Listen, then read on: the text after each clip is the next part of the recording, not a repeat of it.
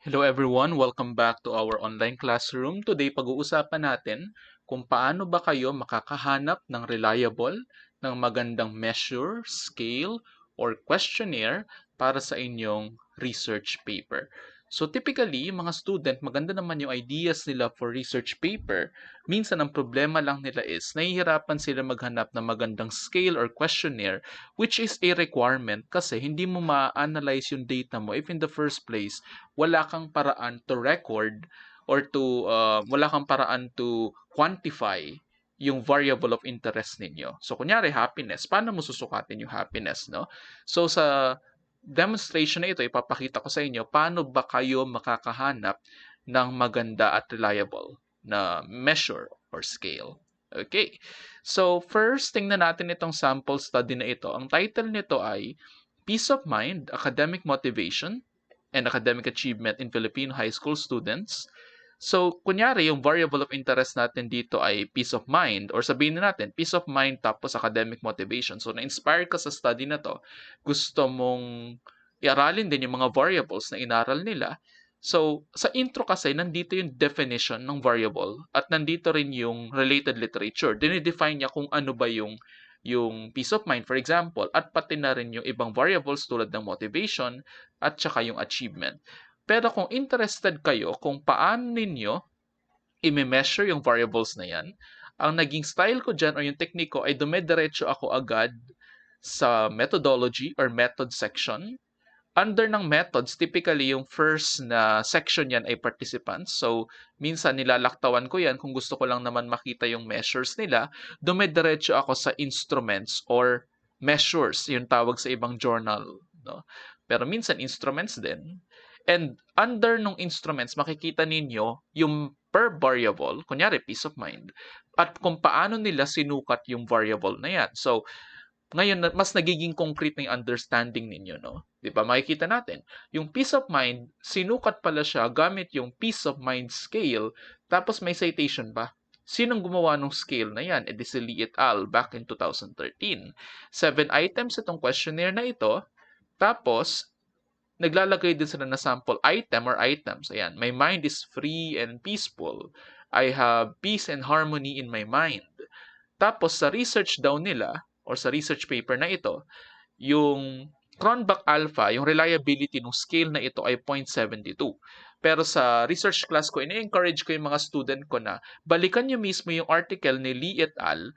Para makita nyo sa original article kung ano yung Cronbach alpha niya o yung tinatawag na reliability, doon yun na lang sa original article tingnan.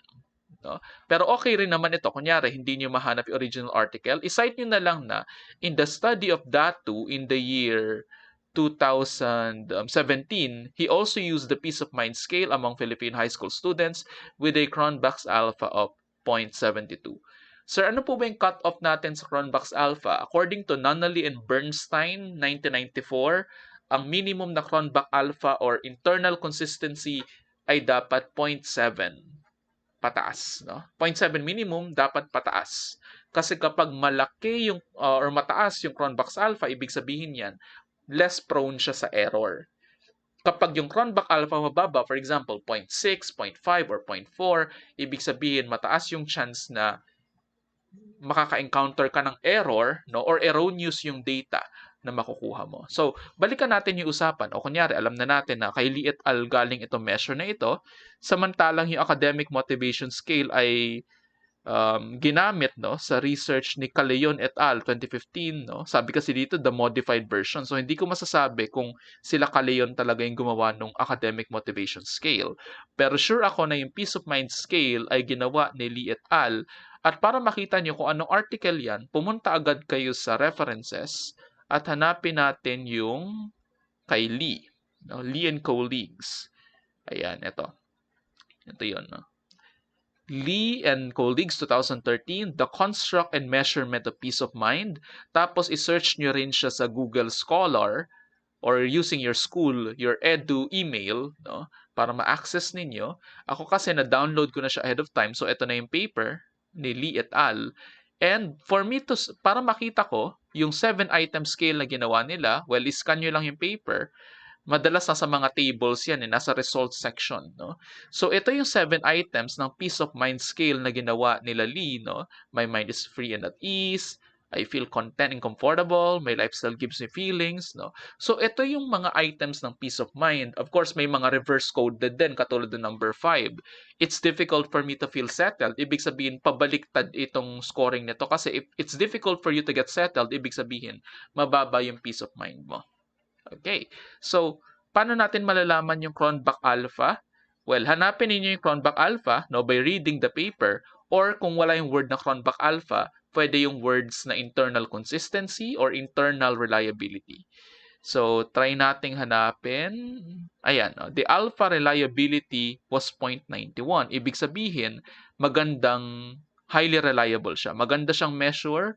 Pwede nyo siyang gamitin in your own research kasi higher siya doon sa criteria ni Nunnally and Bernstein na 0.7 na minimum na reliability. Okay, so for more information about reliability, typically yan ay tinuturo sa psych assessment. Ngayon, ang next question, Sir, gusto namin gamitin itong scale na ito. Okay lang ba na i-copy na lang namin yung mga items tapos i-administer na lang, no? I usually discourage that kasi hindi natin sure kung yan ba talaga yung order ng items. Minsan kasi ginajumble yung items eh. Kasi ganun yung pagka-present ng author. Maybe may rationale siya kung bakit jumbled, no? So, mas maganda kasing manghingi tayo ng permission from the authors na gagamitin natin yung scale nila. So, paano po yun gagawin? Balik tayo sa front page or sa first page. Makikita ninyo sa, usually sa baba, yung tinatawag na corresponding author. Usually may logo yan ng male, no? Ibig sabihin sa 5 authors na yan or sa 4 na authors na yan, sina Lee, Lin, Wang, and Fredrickson, kapag may tanong ka about the paper, i-email mo siya kay YC Lee and ito yung email niya. Yan. So, what you can do is that sumulat kayo ng letter of request or asking for permission doon sa author, sa corresponding author nung scale, yung lead developer or yung corresponding author doon sa study kung saan dinevelop yung scale, asking them kung pwede bang gamitin yung scale na yun sa study ninyo kasi interested din kayo i-measure, for example, yung peace of mind or kunyari yung COVID anxiety or yung academic achievement, no, or academic engagement sa inyong sariling research and interested kayong gamitin yung scale nila. At isabay nyo na baka pwede kayong makahingi ng scoring guide or nung interpretation guide or kung meron sila mga articles that can help you sa inyong write-up sa research ninyo. Okay? I hope nasagot ko yung mga tanong ninyo kung paano ba kayo makakahanap ng magandang scale na pwede ninyong gamitin sa sarili ninyong research and I hope nakatulong itong mga tips na ito. See you next time sa isa na namang video about research.